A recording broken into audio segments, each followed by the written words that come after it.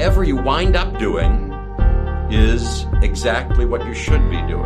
And I have not behaved one single day of my life. Not one day of my life have I behaved, and I am fine. I need your help. I can't tell you what it is. You can never ask me about it later, and we're going to hurt some people. Whose car are we going to take?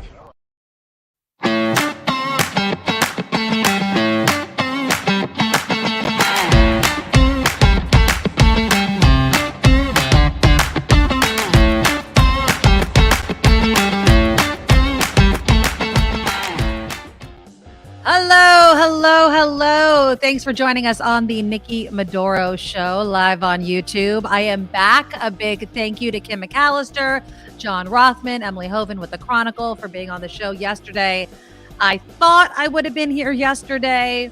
Some stuff happened with my daughter that if you follow me on social media, you know what happened, but I'll give details of that in just a few minutes. We do have a great show coming up. We are going to get into Angel Reese. And I'm not going to get into it until Kim McAllister scoots on in, because I feel like we disagree. And I love disagreeing with Kim McAllister on things.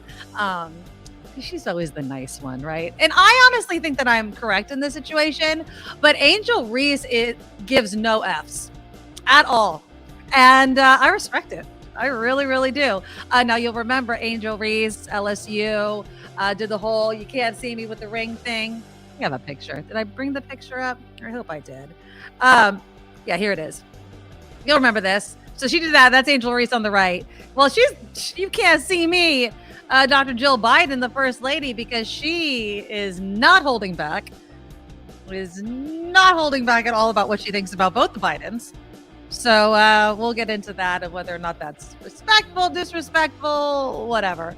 We will get into, since I missed it all yesterday, which really hurt me a lot, Trump's arraignment, obviously. He gave a speech at Mar-a-Lago, which, I don't know, man. I mean, we've heard it all before, right? So we'll hear from Rachel Maddow and others who just don't seem to think that Trump, he needs something more in his kind of briefcase of speeches. It's the same old, in my opinion. San Francisco's safety back in the headlines, and never seems to leave the headlines at all. But this after the founder of Cash App, Bob Lee, was murdered, stabbed to death. We're still waiting on details. We'll get into that in just a little bit, but of course, people are calling out Mayor London Breed and others for the lack of safety in the city of San Francisco. Governor Newsom is being fact-checked by the Sacramento Bee, where things like, do blue states really have lower crime, better health care, and a higher gross domestic product? So we'll get into that. I'll tell you what state tops the list of the worst state to drive in, to commute in. And then to finish off the show, we'll get into something fun. The idea of a work spouse. Have you had one? Do you have one? And do you think it's kind of an okay thing to have in your life, to admit that you have in your life? Is it okay to see a coworker in that life, to call them, kind of your work spouse? Or is it something where, that's not kosher? So we'll get into that, because there's one generation that is not having it at all. And I kind of get what they're saying. But before we get into any of that, please, you guys, please click the thumbs up button to show your support for the show. It's free. It doesn't cost you a thing except to click. You're here right now, whether you're watching live or in replay. So just click the thumbs up button every single show. Just click it once. Also, the super chat is live for those that would like to throw us a couple of dollars during the show. James has started us off with a $5 super sticker. Mwah, you get a special kiss, James, just for you. So thank you so much. So just look for the dollar sign underneath the chat, and you can donate whatever amount you want to. And if you have a comment in it, we'll read it during the show. So you'll get that, and you'll get a shout out from me throughout the show as well. Please consider also donating to our Patreon. The website is thenikkimedoroshow.com. And whether you are already a Patreon subscriber or you're a new one, I'll definitely give you a shout out. I have my email open, and I'm notified every time we get one during the show. And I give you big shout outs if you want to. And we really appreciate it, because it's the way that we can bring in some consistent money. PayPal's also up. It's the same email address if you want to reach me, the Nikki Medoro Show at gmail.com. And then merch is up. And a lot of you are buying some merch lately.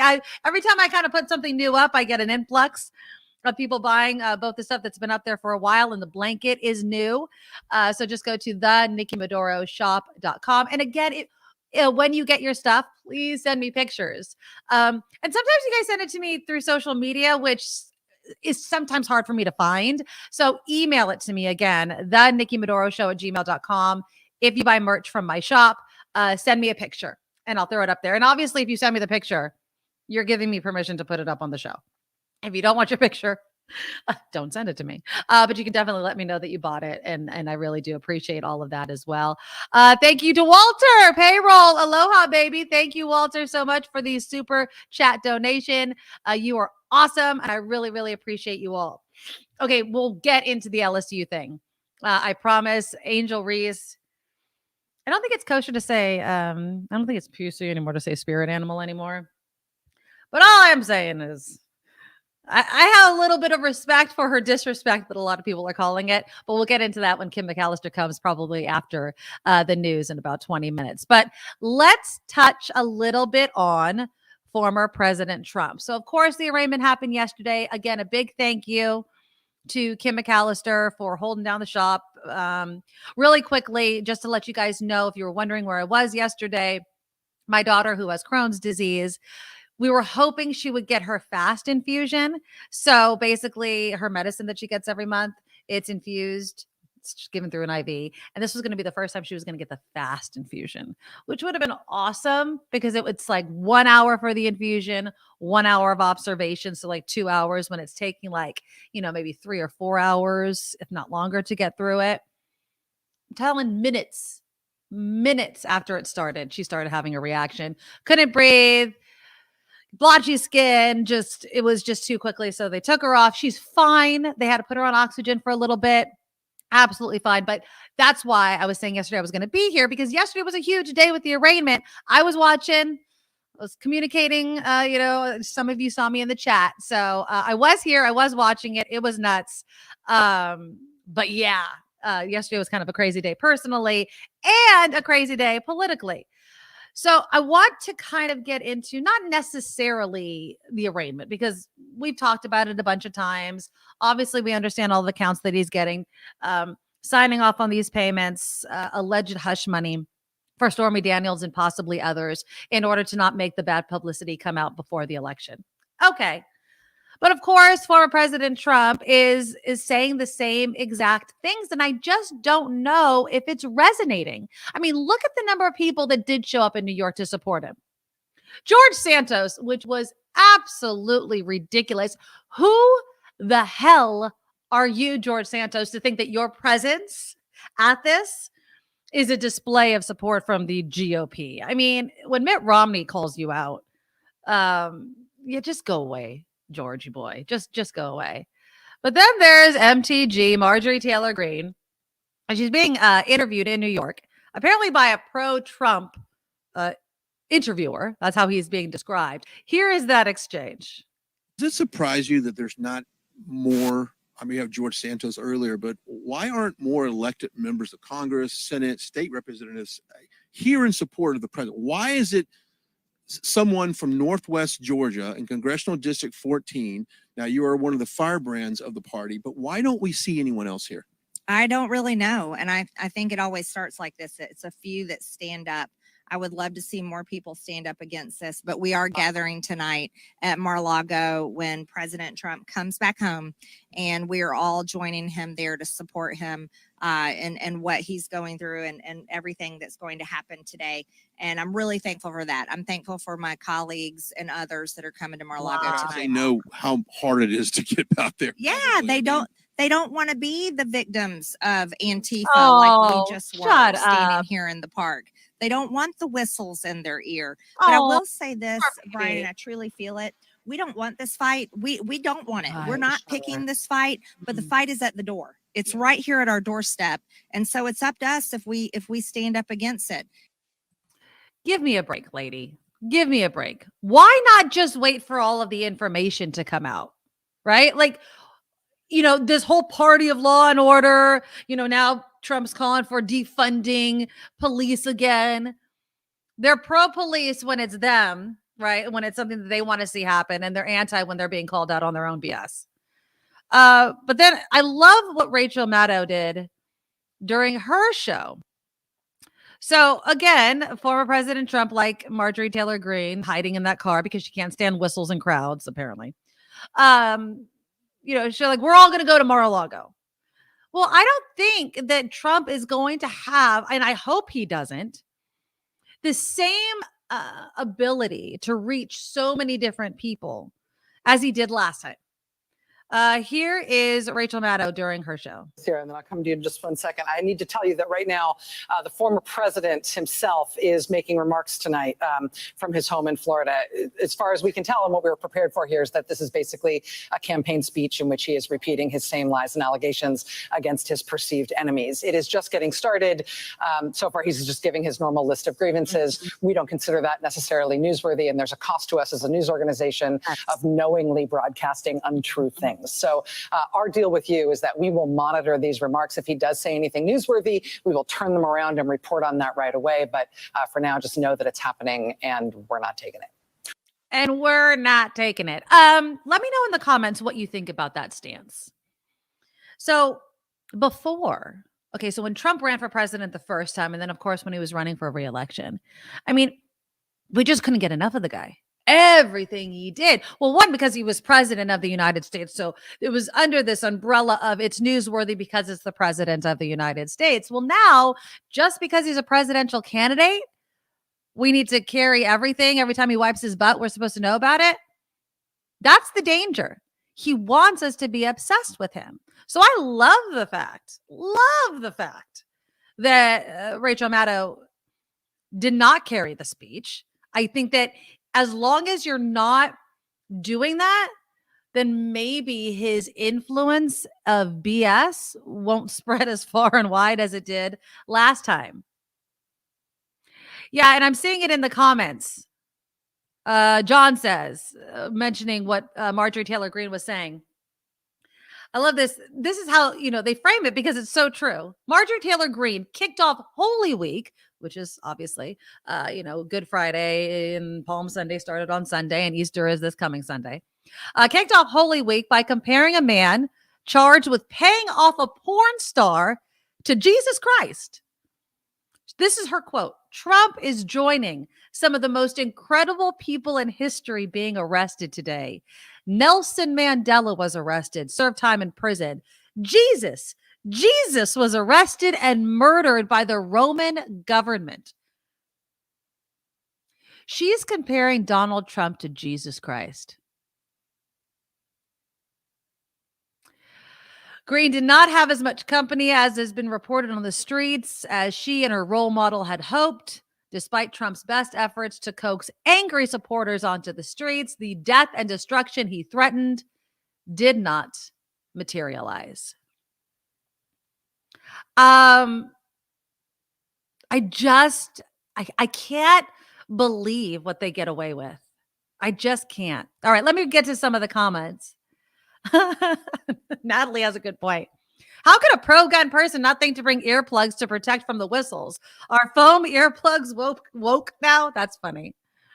Karen says the speech was total repetition of a rant. Could have just lip synced to a previous one. Glad that not everyone is hanging on his every word now. Eddie says, we want to hear the lies, but it's dangerous that people believe it. I don't want to hear the lies, Eddie. I have zero desire to hear the same BS that's been coming out of his mouth for years. Absolutely not.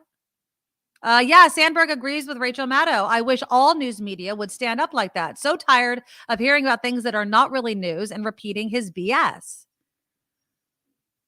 Anonymous, I wish everyone would not take it as in don't even give them coverage. That way we don't say mass shooters' names. The way we don't say mass shooters' names. I'm so over hearing about these idiots. Yeah, Jane, MTG is so stupid. It's embarrassing. She's a representative in Congress, but again, she represents her district.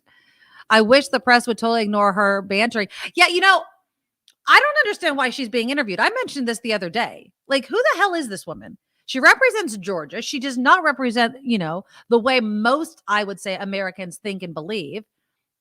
But she just gets a lot of attention because of it. It's absolutely insane. Yeah, Lori's right. The media, all types, complicit in getting Trump elected in 2016 because they covered his every move. The exposure amplified his message. Absolutely. And that's what we have to get back, or back away from. Oh, yeah. Wes says, if you watch the video of her trying to talk, you hear a guy yelling out, "You animal," to MTG. It was actor Michael Rappaport. Michael Rappaport is quite vocal in politics. He actually, I didn't pull the sound of it, but it just reminded me of it. He also weighed in on the whole Angel Reese thing as well, and the first lady kind of clash, which we will get into in just a moment. John says, I don't watch Trump's speeches.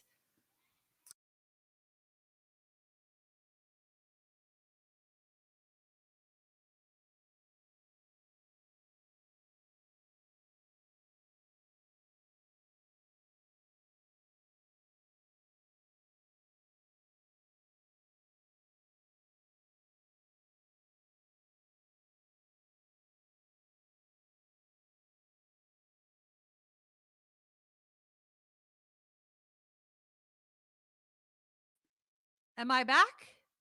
I hope to be back. Kim, you're muted, so I hope I'm back. Hello, hello, hello. Is anybody? Let's remove that. Can you guys hear? I unmute myself. I'm sorry. After all that, I was trying to cover for you. I'm sorry. I don't know what happened. I disappeared. So You were like frozen in time. All of a sudden, it was like the Nikki Ematron. Don't you just love all that? Okay. So John, I knew something was wrong because I was trying to play John or put up John's comment. John was saying, I don't watch Trump's speech as much because I can't stand to hear his mouth for more than a few minutes at a time. Same, man. Same. Absolutely. Okay. So I am back. Yay. I'm back. Okay. I know there was like a double me. So obviously this is just getting going. I firmly believe that former President Trump is running for president again because he wants to hide behind this whole political witch hunt thing, which is easy to say. I'm running for president. They want to stop me from winning, so they're going to make up all of these lies. It is the same thing that he's always said. Witch hunt, blah, blah, blah, blah, blah, blah, blah. Let's just stop. Let's absolutely stop and just call it out and say, look, they have to prove their case. They have to prove it's a felony, that it rises to the level of a felony. And if it does or it doesn't, let it just play out. But is this the guy that you want? He is not Jesus Christ. He's not Nelson Mandela. He is freaking Donald Trump, who I'm sure many people believe, even though it still needs to be proven. And he did. He wanted to pay off a prostitute. That's it. Now, it's not illegal to want her to shut up. But again, cover up is worse than the crime. Yeah, I'm going to be getting into the murder of Bob Lee. We'll talk about San Francisco safety and all of those sorts of things in the next hour, in the second part of the show, because it's sad. It's tragic what happened. But then there's also this question of, is there any good neighborhoods anymore in the city of San Francisco? Because a lot of people, including Elon Musk and others within the tech world, are kind of calling that out. And so I see it in the comments. We will definitely get into that. Now, speaking of Elon Musk, and I'm switching away from Trump. I'm just done right now talking about Donald Trump. But Dogecoin has soared after Elon Musk's Twitter bird switched. Have you seen this? I mentioned this the other day, but this is, I swear to God. So here's what Musk tweeted. He says, that's an old photo, and it's the Dogecoin Shiba Inu. And then he's getting rid of the bird. Yeah, it's still up there. It's still up there. Now, when you go to Twitter, it's the little Shiba Inu dog, which is like the Dogecoin symbol. I don't know what you call it. Yeah. So some people are saying, he is kind of manipulating things because the price of Dogecoin has remained higher after a 30% plus spike following that switch from the bird to the Shiba Inu dog. I mean, it still hasn't hit $1, I'm pretty sure. And I think that's what they're waiting for, is for it to hit $1. Anybody invest in Dogecoin? Anybody want to do it? Liz says, I saw that dog. It didn't know why it was there. Yeah. Trump. Elon Musk, a huge backer of Dogecoin. He has been for years. It's been around, I think, for like a decade or something. I don't know, decade, but a long time. Let's see. Musk and a couple of his companies were hit with a lawsuit in connection to Dogecoin in mid-2022 that made allegations of racketeering and a pyramid scheme. The lawsuit sought $258 billion in damages. And his legal team filed a motion late last week requesting to have the suit dismissed, arguing it was a, quote, fanciful work of fiction. Oh, yeah. And the Dogecoin is about a decade old. I was right about that. Musk has spoken favorably about it in the past. On its website, it describes, Dogecoin does, it describes itself as both an accidental crypto movement that makes people smile and an open source peer-to-peer coin that uses blockchain. Apparently, someone in 2022 suggested to Musk to change the Twitter logo to the Shiba Inu, and he thought that it was a sick idea. And so he did. So I don't know if it's always going to be there, but yeah, I think full disclosure, I think my husband might have bought in Dogecoin when it was making like that kind of headlines, because I don't think it's hit $1. So if you bought like a ton, Anonymous, I should have held on to my Dogecoin when I got it at fraction of a cent. I could have retired today. Yep, Chris is right here. Got 1,000 coins. Yeah, see, people were investing in it because they were waiting for it to hit it. Yes, Liz is right. I forgot to put this in my rundown. So if you go to Twitter and you look up the profile for NPR, Twitter has labeled it as state media. Now, I believe I read that NPR gets 1% of its funding from the government. Elon Musk has spoken terribly about NPR, you know. He's comparing it to things like RT, like the Russian state news agency. Yeah, that's kind of crazy. So I think that Elon Musk just doesn't like the coverage that NPR gives, and so has made it a target. NPR's head has responded saying it wants it off. It does not want that designation. They think that it's a mistake, and now that it's not looking like a mistake, that it's looking purposeful, they're really, really, really upset. Whoa, William made $8,500 off Dogecoin. Nice. I mean, if you can make money, I still think it's a freaking pyramid scheme, but whatever. John says about $60 worth of Dogecoin back years ago. And when Musk went on SNL to hype it, it went up to $17,000. Did you cash out? I mean, it doesn't matter what it's worth. It only matters what it's worth when you sell it, right? So, yeah. I don't, and John also adds, I hope NPR sues Musk. I don't know if it can. I mean, it's a private company. NPR can take itself off Twitter. I don't know what the legal ramifications of identifying someone like that would be. I did go on Twitter and saw, let me actually look it up. Okay, so this is what, so I'm going to look up NPR. And so when you go to the profile and the description, it says U.S. state affiliated media.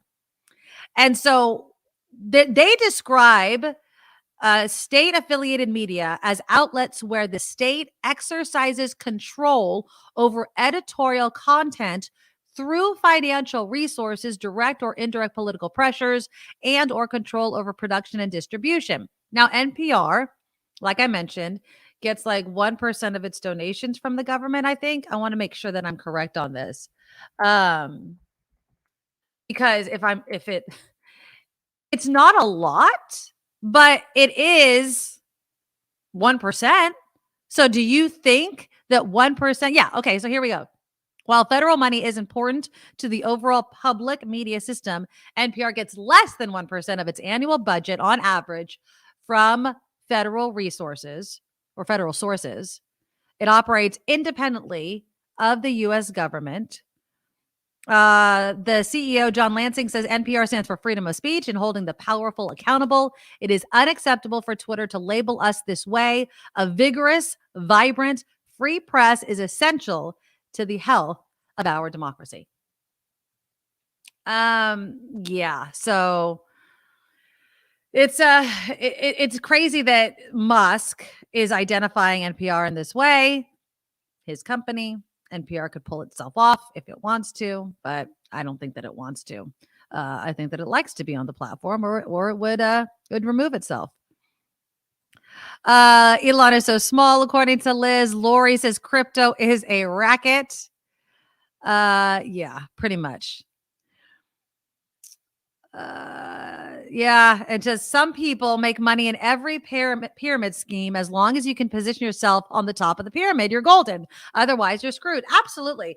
Anybody know anyone that has been part of a pyramid scheme and gotten in early? You'll see it a lot with, and you guys can come at me if you want, but multi-level marketing companies are pyramid schemes, in my opinion. Many of them, I'm not even going to say many of them are. They're set up this way. There's a downline. If there is a downline, it creates what we call a pyramid. Okay. So, if you're at the top, if you get in early and then you sign up all of these people who sign up other people and they all trickle up money to you, pyramid. Yeah, you're sitting pretty. You're going to those, vacations, you're getting the cars or what have you. But if you're down on the lower end, the wider end of the pyramid, it's very hard to make money. The amount of money that you have to spend to stay and to continue, staying in some of these is a real racket. So yeah, I would just stay away from any job in which you have to pay to be a part of. I'd run away from. I just would. So, and as far as cryptocurrency, it's the reason I call it a pyramid scheme is it's the same thing. The earlier you get in, right, and the more people that subscribe to it, the fewer of the Bitcoin or fill in the blank Dogecoin that there are, the more valuable that early person's coins are. It's a freaking pyramid scheme, people. If you want to blow your money on it, you want to blow your money on freaking NFTs, you want to be, in an MLM, knock yourself out, but don't come crying to people that they didn't warn you. Please. Anonymous says, my friend offered me a job, and when I showed up, it was an MLM scheme. I left, and eventually he did too. Sign up your family and friends so we get paid. Hundreds of people there believing that zealot cult. Yep. Ron says, my Uber driver in Puerto Rico was trying to sell me crypto while in town. He was crying by the time I got out. Bet he wished he didn't pick me up. Yeah, some people can't help themselves, right? You just can't help yourself. All right. Kim McAllister is going to have some news, and then Kim, we are going to debate the trash talking again because it won't leave the headlines. So LSU's Angel Reese did the whole "you can't see me" holding up the finger for the championship ring. So that was the initial story. Well, now more. I guess you can kind of call it trash talking, but now she has to set her sights on the Bidens. And so many more details are coming out about how she is not a fan and is making it very well known.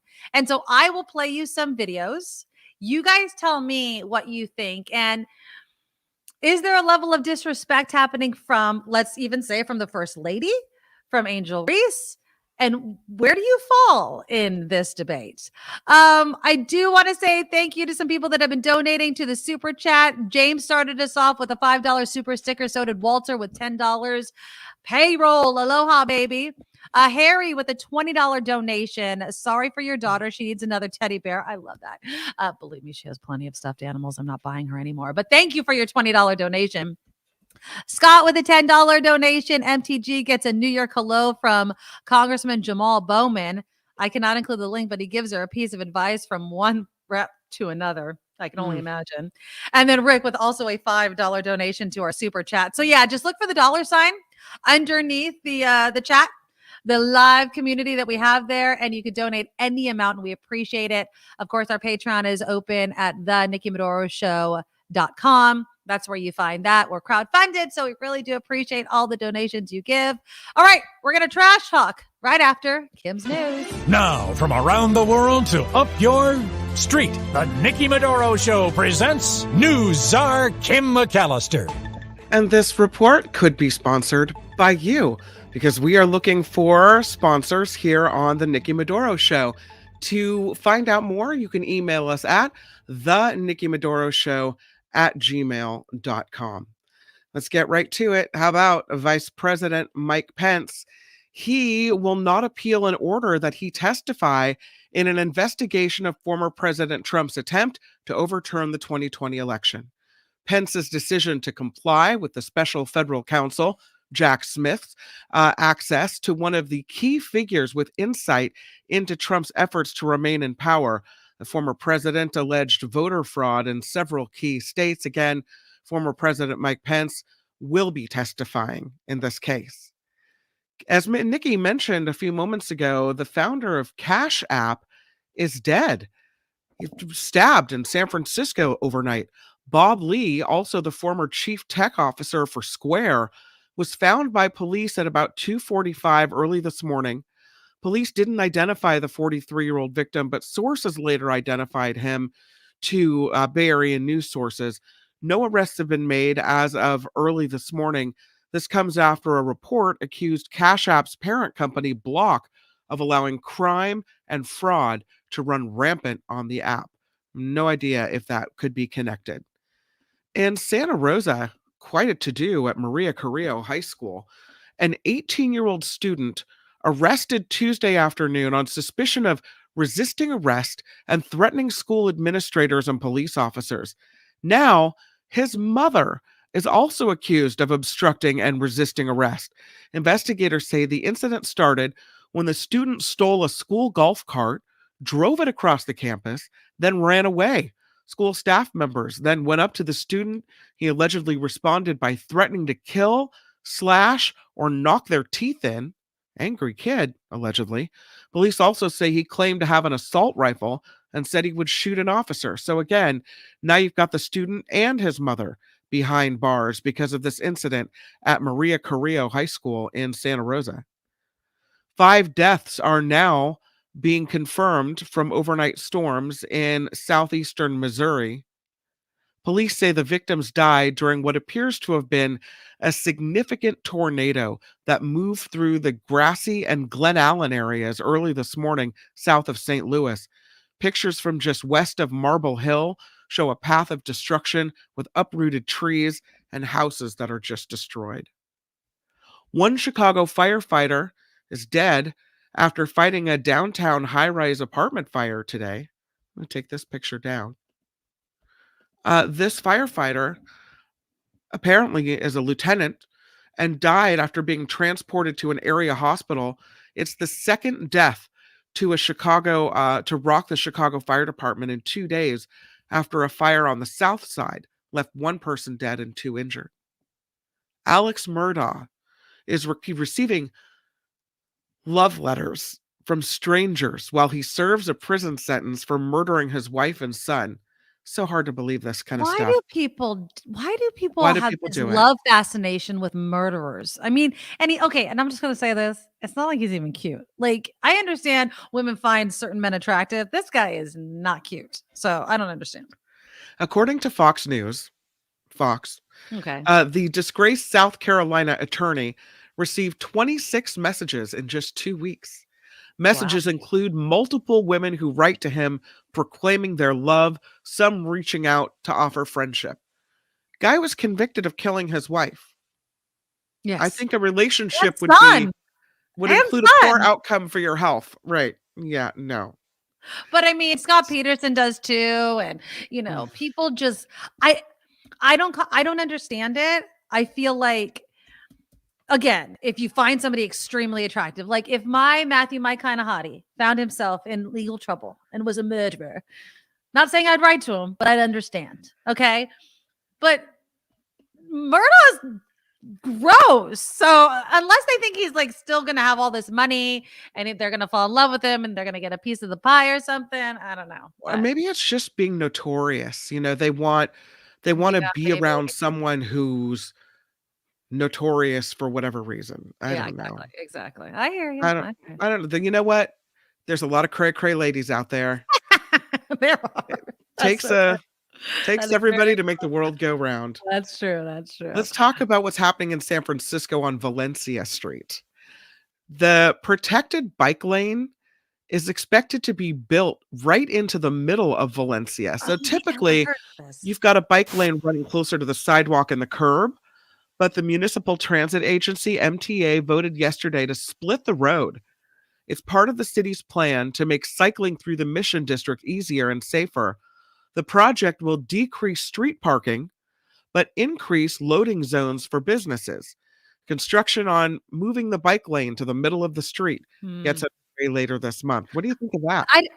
Okay, so the way I imagine it is these bicyclists are just going to be in traffic. So I understand anybody that's driven in San Francisco knows double parkers are it's a terrible, it's a plague. Like they park right in the bike lane.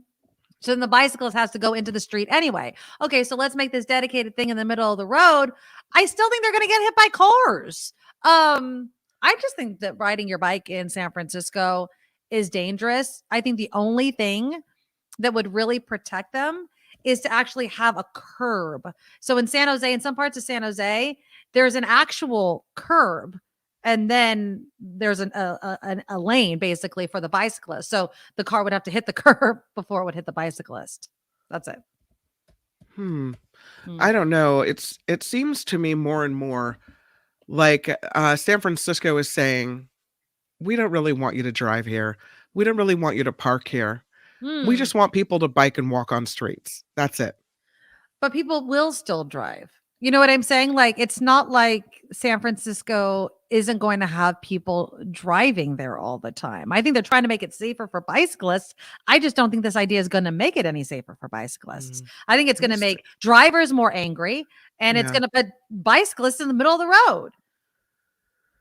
Efforts are underway to fix those iconic red paper lanterns in San Francisco's Chinatown. Apparently, the recent winter storms shredded them. Business owners had to take down an entire block of these lanterns because they were so damaged. Now they're trying to replace them all before the summer. Each strand of these red paper lanterns cost about $1,000. There's a group working on it. They've received some grants. Wait. Yeah. What was that price tag? $1,000 for a strand. They're paper, yeah? Apparently they're paper. Yeah, red paper lanterns. Why are Maybe they $1,000? they're very durable paper coated in some type of polyurethane. I don't know. I mean, see, sometimes when people throw out, and that's why I had to stop you. I'm sorry, but people throw out these price tags and people are like, oh yeah, that makes sense. Although how long have they been up there? If they've been up there for like a decade and it was just these terrible storms that destroyed them, I'm like, okay, that's a good investment. If these are paper lanterns that have to often be replaced, that's way too much money. It seems like they've been up there for a really long time. Okay. I don't know for how long. I want to know how long my investment of $1,000 per strand is going to last, and who pays that? Is it the district? Is it the community? John's like, it's really good paper. Okay, still paper. I mean, I don't know. It's really good paper. Okay, all right. I don't know. It's really nice. Okay, I don't know. Try to put up another. Oh, it won't go up because I have the picture up. There's another picture of it. You can see the lanterns there. Yeah, I think everyone knows what the lanterns look like, but I'm just saying, like, and they are iconic, right? It's not as if I don't want them to be there or be replaced. Okay, yeah. $1,000 is okay. I mean, yeah, bringing up the size also could change things. I'm thinking of like a piñata. Not that it's the same thing, but I'm sorry, Chinatown. Nikki thinks your lanterns are too expensive. The answer is no. Well, how long do they last? See, and Stars is asking the same thing. If it lasts a long time, okay. But if this is something that there's a storm and I got to replace it for $1,000 a strand, I'm cheap, man. I don't know. Maybe maybe not. Maybe you don't want them. I do want them. I just want them for cheap. Apparently, they were put up by the Chinatown Merchants Association a decade ago. So they lasted for 10 years. You know what? I take it back then. If they lasted 10 years, how many strands are there? 10? How many strands? No, that looks like more than 10. How many strands are we talking about here? I don't know. Okay, so $1,000. It lasts 10 years. Okay, that's fine. Each paper lantern is $150. So a full strand costs $10,000. They need to replace 3 blocks worth of these lights. Wait. I thought you said it was $1,000 a strand. 1,000. That's what didn't I say that? 150 per light, 1,000 per strand. Okay, you just said 10,000. I was like, okay. Oh, Now I'm sorry. No. 1,000 per strand. And it's a 3-block stretch that they need to replace. Anyone else think that this is a ton of money? But again, if it lasts 10 years, okay. It's a GoFundMe thing. Okay. And I think they're going to make it. Let's see what the GoFundMe is at. It was at 9,000 and they were looking for 10,000. Mm-hmm. So they're looking for $10,000. So far, they've raised 9,456. They'll get it. Everyone loves the lanterns. Again, as long as it lasts a long time, okay, I'm good to go. That's fine. Yeah. Okay. Lastly, most moviegoers in the theaters will go to the movies, even if the movie they want to see is going to be available on streaming soon. No, that's not going to happen in my house, but okay, go ahead. That's according to a new report from the United Talent Agency.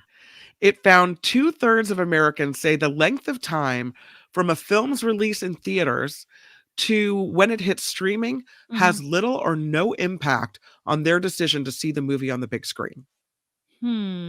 What impact? What drives you to go to the theater versus watching it at home? Is it a movie that looks better on the big screen? That's my whole thing. Like, I have to see it on the big screen. But even that, is it this, iconic cinematography or huge car chases or something that is special on the big screen, but kind of loses impact? Like they were saying Maverick is better on the big screen. Oh, right? yeah, definitely. Okay. I saw it in the theater and it was amazing in the theater. So if it's like that, if it's a kid's movie, and I want to go see a kids movie with my kids, and we call it the big movies, maybe I'll go. That's when I go to the drive-ins. If my kids want to see a movie like the Super Mario Brothers movies coming out, we can go to the drive-ins to see that. Especially because kid movies are the best movies to see at the drive-ins because they're often bright, and sometimes like seeing scary, dark movies sucks at the drive-ins. But yeah, I agree with you 100%. If it's something that I need to see on the big screen, but I'm pissed if I go to the movie and pay the ticket and then the next week it's on my streaming. I'm like, damn it. I don't like that. I was telling Mark earlier that last night I watched 80 for Brady. Oh, you were texting me. So how bad was it? It was bad. It was really bad. It was bad. I'm not watching it. I know I saw it on my streamer. What was it? Paramount or something like that? Yeah.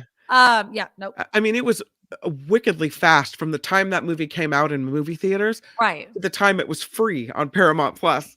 That should tell you something. Yeah. But it was definitely a movie that was a love letter from Tom Brady to Tom Brady. Dear Talk Self, about me. I love you. Self, you are the best. Oh you are the bomb diggity. The ego on that total guy. ego. Oh He produced the movie 80 for Brady. It's a How love do you- letter to Tom Brady. A movie about people just loving you. I mean, at least get a shadow person to do it. You know what I mean? Like, hey, don't you want to make a movie about me? I can't I'll put give my you the name money, on it. Yeah, but use your name. I don't want people to know that I'm this self-centered and loving myself a little too much. Well, Oprah has a magazine that she puts herself on the cover of every month. So, Okay, but that's different. You're building an empire. It's the Nikki Medoro Show, right? It is indeed the Nikki Medoro Show.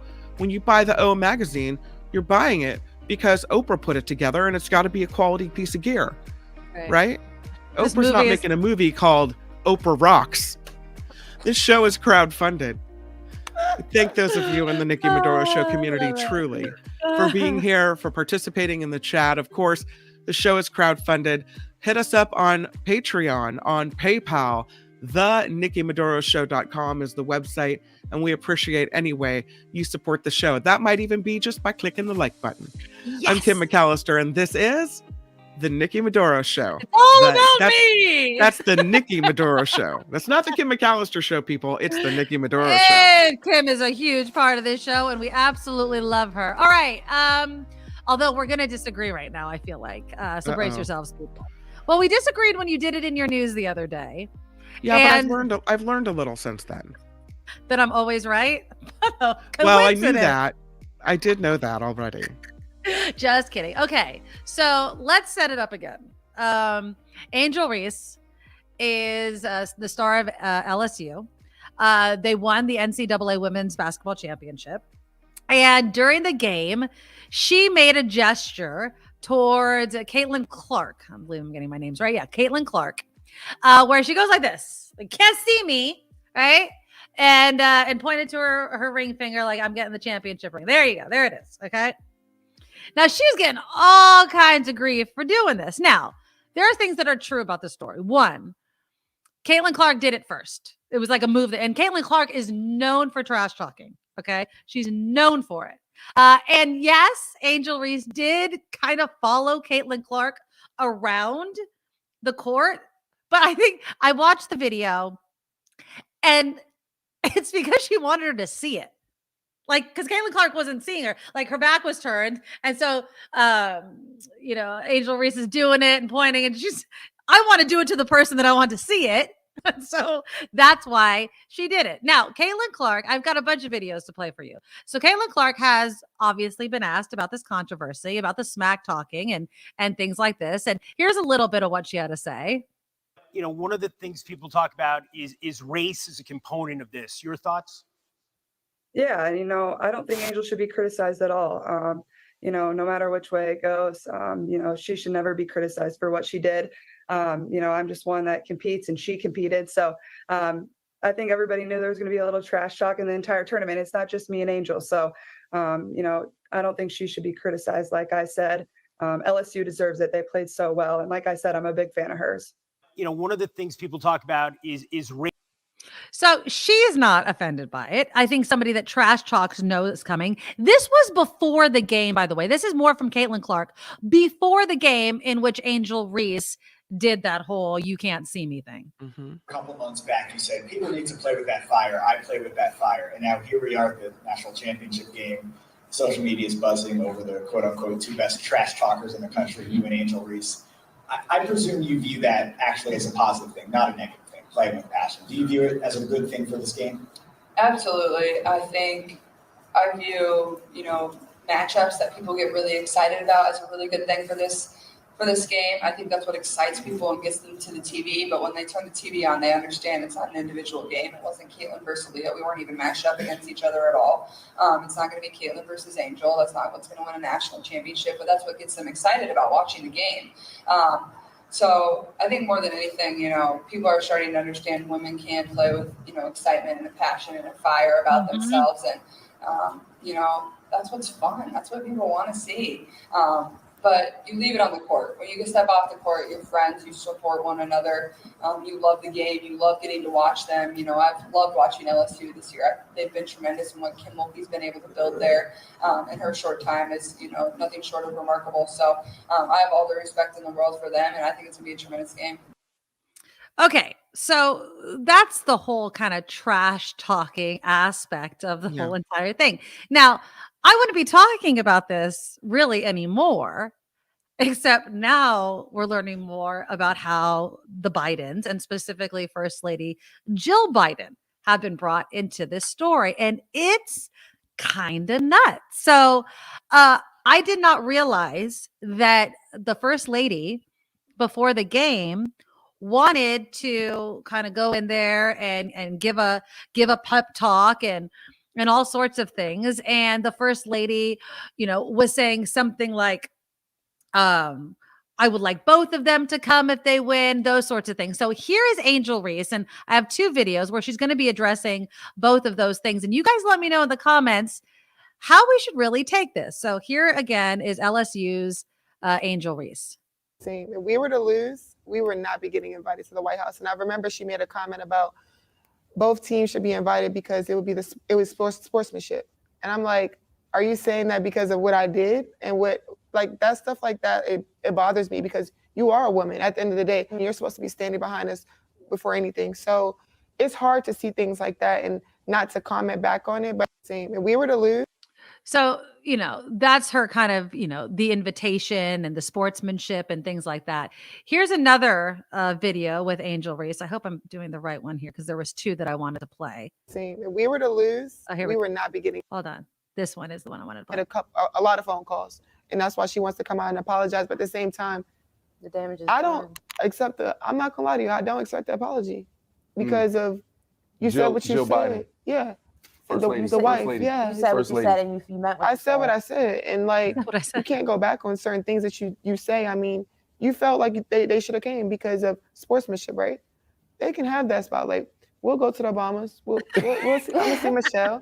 I'm gonna see Barack. Hold on. So did you guys speak to the first lady No, apparently she was supposed to come to our locker room before the game, but we said no. before the game? Yeah, they were all. She was supposed to come to our locker room and go to Iowa's locker room. I don't know if she talked to them. I don't know if she did, but we said we didn't want to.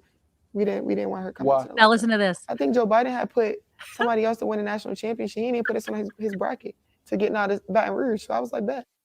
So I was like, bet, fine. That's what you say. Fine. You didn't bet on us. You didn't have us in your bracket. That's ballsy. Now I would still, even if they didn't have me in the brackets, I would have welcomed a pep talk from the First Lady of the United States of America. But I think that there was just this animosity. And I don't think she would have said that if the whole team didn't feel the same way. I don't think it's just up to her whether or not the First Lady comes in. So obviously the team heard that they hadn't made the Biden's bracket and they didn't.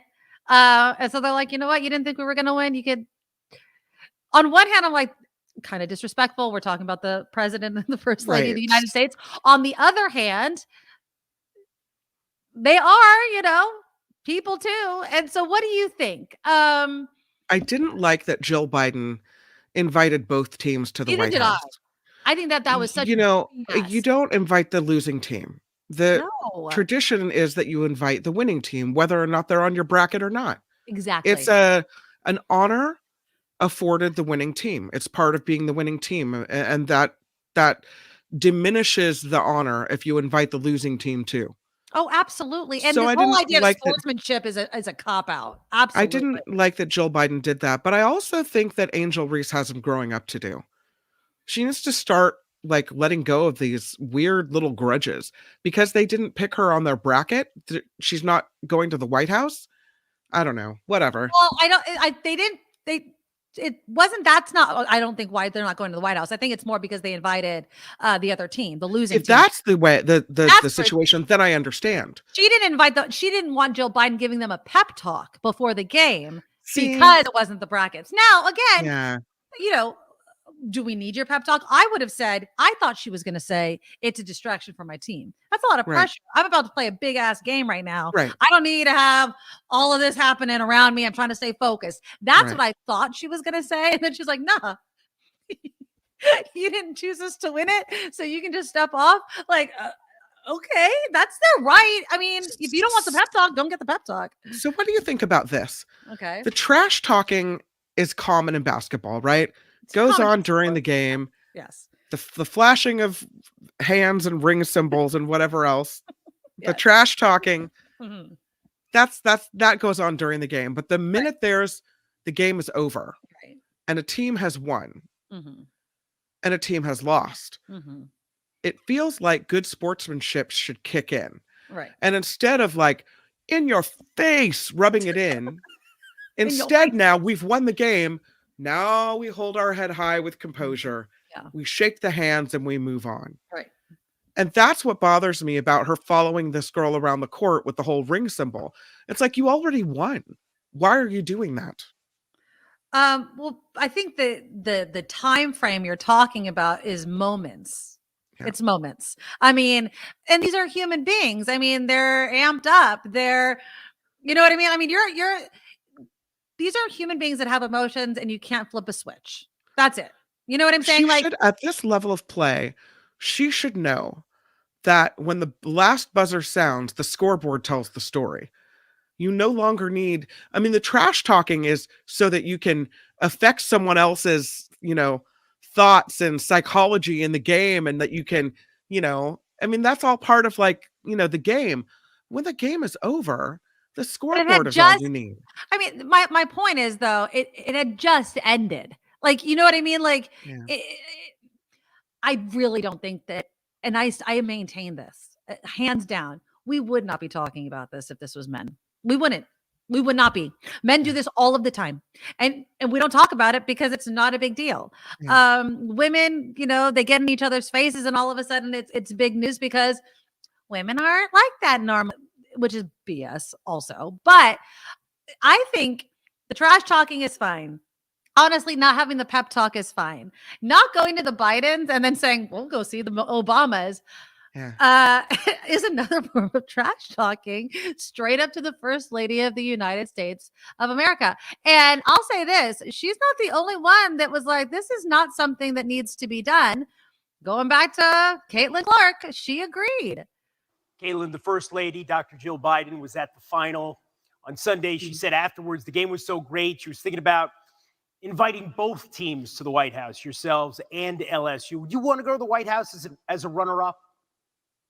I don't know. I don't think runner-ups usually go to the White House. I think LSU should, enjoy that moment for them. And congratulations. Obviously, they deserve to go there. Maybe I could go to the White House on different terms, though. But, I think, that's for LSU. So, that's a pretty cool moment, and they should enjoy every single, second of being a champion. So, I think that's theirs to do. But more than anything, I'm just lucky enough that there were some really cool people in the arena at that championship game. Sunday night. There was some really, highly sought after people watching and supporting women's basketball. And that's exactly what this game needs. So I appreciate the First Lady being in the house and watching both teams and supporting the greatness of women's basketball. Now, that's a woman that knows how to, convey something to address it. And then at the same time, hopefully smooth things out. Lori says, I don't think we'd be talking about the hand gesture if she was white. Caitlin Clark has done it. That's why Angel Reese did it. It's a move that Caitlin Clark does. So is there a race component? I don't know. Is there a race component of Jill Biden inviting, them in addition, the runners up in addition to the winners? Nah. There's no answer to that. No one's going to, if it was or wasn't, it's not the point. I think it's all BS. I think that the winner goes to the White House. I don't think they're going to go at all. They obviously have no interest in going, likely because of the extension of the invitation. So, Tony says, having to act classy is old stuff. If someone talked trash about me or my team, I'm going to let them know who just whooped your ass. That's right. It was me. Let them know. No problem with it. Yeah, that's sports. I mean, that's part of it. You know what? And this is what I also think, Kim, we're missing out on, is that Caitlin Clark knows it. I think when you're playing, especially at that level, and you've been hearing trash talk since you were probably 9 years old playing. And so this is just a different level of it. And I bet that they laugh about it, probably maybe not in the moment if they're losing, but the whispers in each other's ears. If you could mic every single player playing whatever sport talking to each other, it would be one long bleep, I'm sure. Yeah. So it's just part of the game. And so I don't know. It's Louise says she's classless and revealed what she's really about, but that's okay. I wouldn't want her as a role model for my kids. Sad that she has to put others down instead of celebrating her accomplishment. I mean, I would say that could possibly apply to her response to the First Lady. Okay. If you think she should just suck it up and go, all right. I think that, being offended that you weren't on the brackets of the Biden, come on. I mean, that doesn't really mean anything, in my opinion, that they weren't in your brackets. I think that's just kind of being a little bit petty. Being offended that she extended the invitation to the runner-up when that never happens, I could see getting offended by that. Like, what the hell? So, again, none of us are in the position. And it is an invitation, and you can accept it or you cannot. You don't have to go, and apparently they're not. The Mark says, not only do you win the championship, you win bragging rights for years to come. That's absolutely true. Absolutely. I always wonder what the headline would be if it was the other way around, if it was Trump instead of Biden, if the basketball team that won was majority white and the runner-up was black, would the invitations have happened? Would we have the same reaction if it was? Those sorts of things, but that's just playing the what ifs and there's no answer. Kim's like, I miss the good old days when teams said no thank you to Trump's invitations. Well, yeah, but thankfully Trump's not in the White House, so that's the bonus there. Okay. Let's move on. Let's do some news with Kim. Coming up, though, I want to start talking about San Francisco. A tragic story. It's been in Kim's news. It was all over the headlines this morning. The founder of Cash App, I don't know how many of you use Cash App, was stabbed to death. And obviously, besides his family and friends reacting to the tragedy, there's a lot of people saying, what the hell is up with San Francisco where you can't, there's not even a good area to walk in. That's what they're saying. Oh, he was walking in the quote unquote good neighborhood and he still is stabbed to death. Now we need more details about this. I don't know if there's any more details that have come out about it, but was he targeted? Did people know who he was? Was this a random occurrence? All of those sorts of things. One person was saying that one of his friends said that Bob Lee would have handed over anything of value to avoid violence. So, we just don't know it, and those details are going to come. But how do you change the face of San Francisco? I know, Kim, you had the Chronicle's Emily Hoven on yesterday. Great interview, by the way, talking about the doom loop that San Francisco kind of finds itself in right now, where people aren't coming in because and there's a ton of vacancies. So do you convert it into housing, which we'll also talk about after Kim's news? How do you draw people to San Francisco at a time where there seems to be so many bad headlines, and this murder of the Cash App founder is definitely not helping things? So I'll ask you guys in the comments, do you think that San Francisco not unnecessarily, because obviously these are bad headlines, but it's unfairly amplified for a city like San Francisco? And what would it take for you to go back there? Or is it this transition that San Francisco is in, it's going to take a while before people will really be convinced to visit? Governor Gavin Newsom is also being fact-checked. He always says blue states have lower crime, we have better health. Is that actually true? Well, the Sacramento Bee did a bit of a fact check for us. And there is a state that tops the list of the worst state to commute in. I'll tell you where California comes in. It's not the top spot. I'll tell you which state it is. And then in the second part of our show, we will talk about work spouses. And is it okay for you to say that you have a work spouse? Because there's a generation that's trying to put the kibosh on all of that. All right, click that thumbs up button. We'll talk about all of that next after Kim's news. Now, from around the world to up your street, the Nikki Medoro Show presents News Czar Kim McAllister. Opportunities are available at the Nikki Medoro Show at gmail.com. Send us a message and let's start talking. Let's talk about former President Trump. Former president saying he never thought anything like this could happen in America. After he was arraigned on criminal charges yesterday, Trump said everyone who looked at the case against him said there is none. He added the only crime he committed was to fearlessly defend our nation from those who seek to destroy it. Taiwan. President of Taiwan is in the United States today, actually here in California, for talks with Republican House Speaker Kevin McCarthy. It will be her first such event on American soil, meeting with McCarthy at the Ronald Reagan Presidential Library in Southern California. China, which claims Taiwan as its own territory, has warned McCarthy not to hold this meeting, which will be the highest level meeting of a Taiwanese president on U.S. soil since 1979. America's third largest city has elected its new mayor. That's right. Cook County Commissioner Brandon Johnson won Chicago's runoff race on Tuesday night. He defeated fellow Democrat and former Chicago Public Schools CEO Paul Vallis, who has conceded the race. So Brandon Johnson becomes the next mayor of the city of Chicago.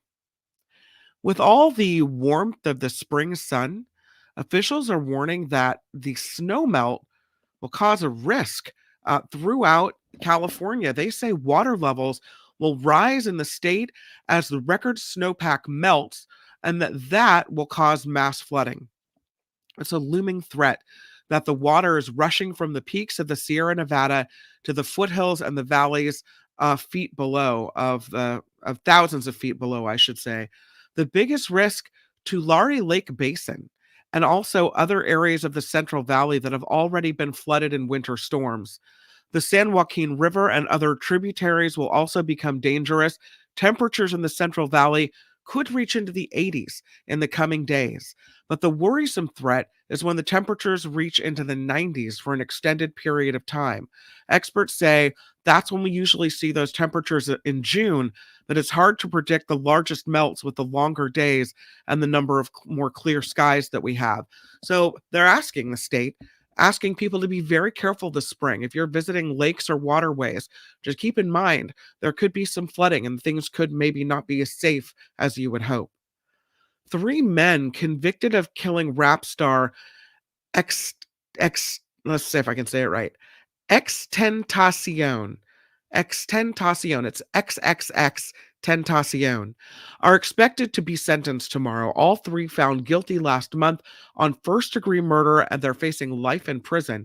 Police say the men ambushed the Florida rapper, whose real name was J.C. Onfroy, happened near Fort Lauderdale in 2018, and that they stole $50,000 from him before shooting him to death. So again, now the sentencing happens. Super Mario Brothers movie on track for a massive debut over the Easter weekend holiday. The film is projected to make between $100 and $125 million in its opening debut. Also debuting this weekend, Air. That's the film starring Matt Damon and Ben Affleck that tells the story of creating the Air Jordan shoe for Nike. Opening on a limited release, Paint, starring Owen Wilson. It's a fictional version of TV artist Bob Ross. That'll be interesting. Meanwhile, Dungeons & Dragons Honor Among Thieves will look to keep momentum going after taking first place at the very successful box office last weekend. I heard that Ben Affleck movie, Air, was really good. Really? So we'll have to talk to Tim. I wonder if Tim Seega, he could join us on Friday. I hope that he saw. Yeah, I was just reading a review, and that's the one about the Air Jordan. I was just reading a review that it was really good. So that looks actually interesting. Again, not quite sure I'd go into the theater to see it, but you get Matt Damon and Ben Affleck together, and it's a big draw. Because they haven't been in very many movies. I just watched Good Will Hunting the other day for the first time in a long time. Yeah. Obviously, they were in. Oh my God, I'm brain farting on the one with Kevin Smith, where they're the angels. Help me out in the comments. How do I always forget this movie's name? With Alanis Morissette, she was God. Do you remember this movie? How am I brain farting? Help me. Come on. Comments. Help me out. That's a great movie. A movie, by the way, you cannot buy on, you can't stream it or rent it anywhere. What is it called? Dogma. Thank you. Dogma. You can't find it anywhere. It's such a good movie. Have you seen Dogma? It's an old movie, but I don't think I've seen it. Oh, it is so good. George Carlin's in it, I believe. And apparently you can't stream it now, so I guess I'll never see it. You can't even buy it, I don't think. Yeah, so Dogma is one of these movies where I don't know how the hell you have to have a copy already. So really, really good movie though. I love Dogma. It's really, really good. Anyways, but Ben Affleck and Matt Damon were in that movie, and then I think this is the third one that they've been in, if I'm correct. So it's been a while since they've been. I don't know. Yeah, Air. It's called Air. Air. It's yeah. This show is crowdfunded, and so we thank those of you who are already here supporting the show in various different ways. If you would like to support the show, please log on to the website, thenikkimedoroshow.com. We got the PayPal on there, the Patreon on there. We've got links to the show, the podcast, the shop. Everything's on there, thenikkimedoroshow.com. I'm Kim McAllister on the Nikki Medoro Show. There we go. Yeah, if anybody can find me a copy of Dogma, I'll buy it off of you. I'm not paying a ton of money, but I've been wanting to watch that movie for so long, or where I can watch it. Or just make a copy. I think I have a VCR somewhere. Someone was saying in the comments, VHS. It is so, it gives you so much to think about religion and all sorts of things, hence the word dogma. But yeah, you can buy it on Amazon for $20. Really? Yeah. A DVD. I'll show you. This is what it looks like. I'm just saying. Because I could have sworn that I couldn't find it the last time I looked. Dogma. NTSC all reason. What does that mean? Okay. I might have to just buy it right now. $20. Oh, that's it. That's the DVD. Okay. They want $199 for the Blu-ray. Don't buy that. Just get the DVD. I don't have a Blu-ray player. So let's see. The movie Dogma. Oh yeah. DVD. Dogma Special Edition, $38.99. Look at that. Warren, there was a title. Okay, good. I'm buying it. It is so good.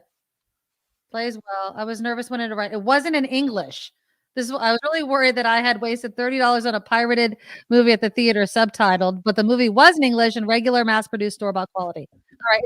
I don't know. I'll look into it. But if you Robert says Dogma is free on YouTube. Lies. Robert's not going to lie to you. What are you saying? Because every time I look up a movie on YouTube, it ends up playing like one scene and then it doesn't play the whole entire movie. So until it's proven otherwise, I'll look it up. But I don't think they're putting Dogma for free on YouTube. I just don't. I bet they are.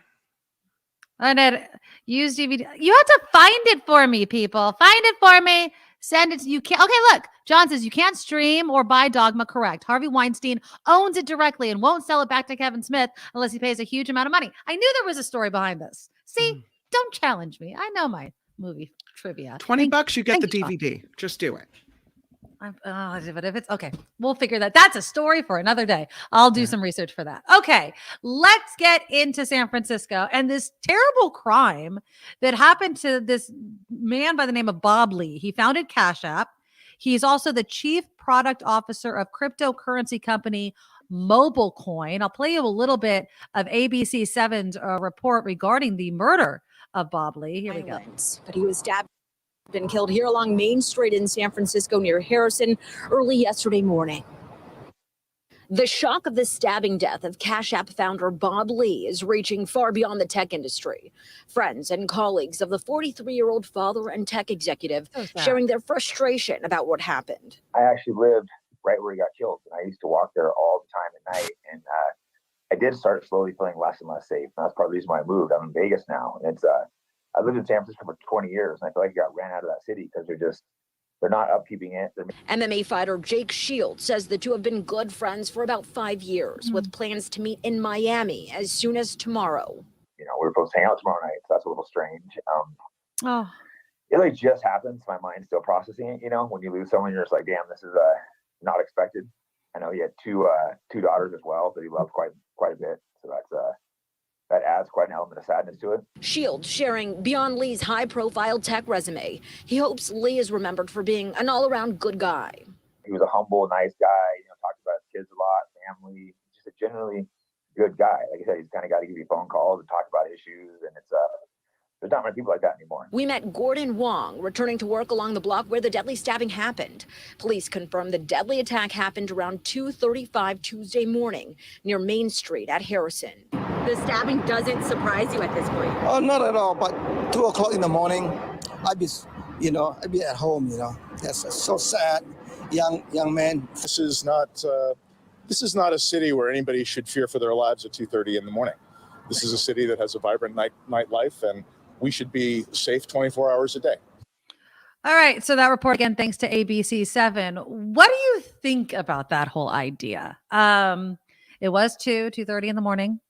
You're walking the streets of San Francisco. It is a city. And sometimes I feel like people forget what the cities were like. You know, for years, it's like if you're in the city, you got to watch out for yourself. And now all of a sudden there seemed to be this idea of no matter what time of day it is, you should be safe, which I agree. I wish it was like that. But again, major US city does have a lot of, stuff happening on the streets, for lack of a better word. Is this fall at the feet of Mayor London Breed for not keeping the city of San Francisco safe enough? Or is it like, dude, you're walking at 2:30 in the morning, bad things happen at that time. This guy was in the wrong place at the wrong time. Again, we're still waiting for more information about what could possibly have led to this or whatever. But I mean, young guy, 2 kids. Geez, I don't know, Kim. It seems really, really, it's sad, obviously. Yeah. And then a lot of people are saying, look, this happened in the quote unquote good neighborhood of San Francisco. Is there any good, safe neighborhood anymore? No. Yeah. You've given up on the city? I wouldn't walk around, and of course he's a man, but I True. wouldn't walk around at 2:30 in the morning, probably anywhere in the city without being with a group of people. Yeah. And I don't know whether this was a random attack, Exactly. someone trying to take his cell phone and his wallet and, a mugging or what have you, or whether this was a coordinated attack and they knew who he was. The stories coming out today say there were complaints that at Cash App, there were they were allowing people to use the app or frequent the app that had criminal connections. Is that connected? Who knows? That's gonna be a hard one. Now, people like Elon Musk are reacting. Musk tweeted in reaction to Lee's death, "Very sorry to hear that. Many people I know have been severely assaulted.